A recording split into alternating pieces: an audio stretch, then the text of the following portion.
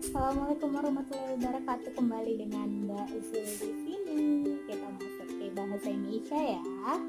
Jadi hari ini kita masuk bahasa Indonesia mengenai kata baku dan tidak baku. Karena kita masih di kebahasaan bagian resepsi. Karena kan kemarin kalian resepsi.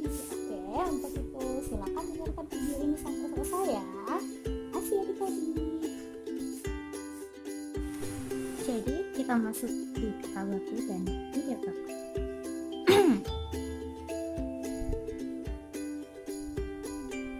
Kata baku dan tidak baku. Kata baku itu adalah kata yang mengikuti kaidah bahasa yang telah ditentukan. Itu yang dikatakan kata baku ya. Sedangkan kata yang tidak baku itu adalah kata yang tidak mengikuti kaidah bahasa yang berlaku. Jadi kata tidak baku itu bisa dibilang kata sehari-hari, sedangkan kata baku itu adalah kata yang lebih formal.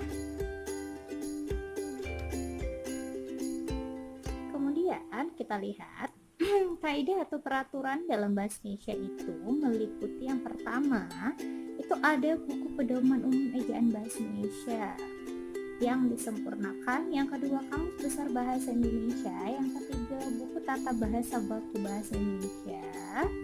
Nah setelah itu kita lihat itu ada contoh dari kata tidak baku itu abjad. Nah sedangkan kata bakunya itu abjad pakai T. Jadi ketika kalian bilang abjad itu bukan pakai T melainkan pakai D. Jadi kalau dia bis yang awalnya bis itu dia masih kategori kata yang tidak baku. Kata bakunya itu adalah bus. Sama dengan cabai dan cabai ya. Jelas contohnya. Nah, kalian bisa lihat sendiri contohnya. Kemudian kita lihat next.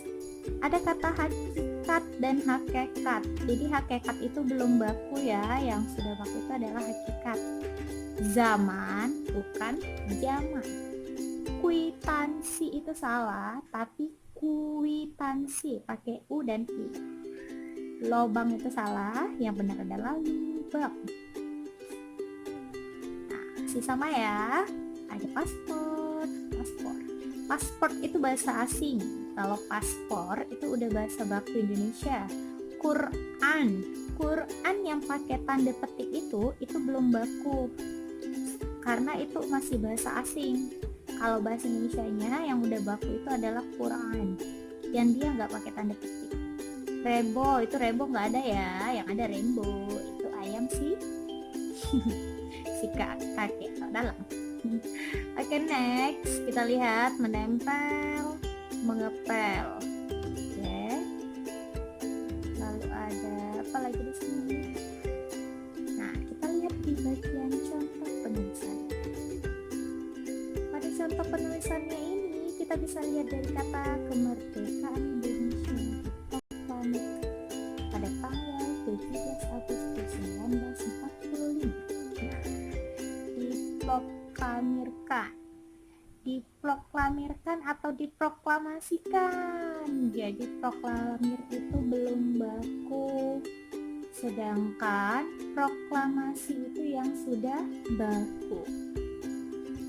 Lalu ada semua peserta daripada pertemuan itu sudah hadir.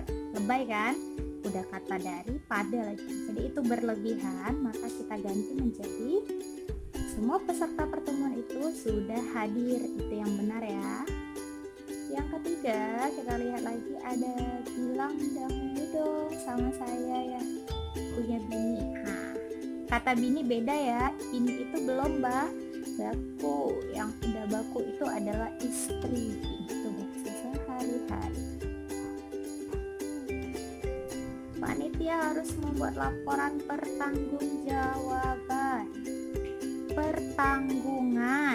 Pertanggungan jawab kegiatan itu masih belum baku. Yang bakunya baru pertanggungjawaban.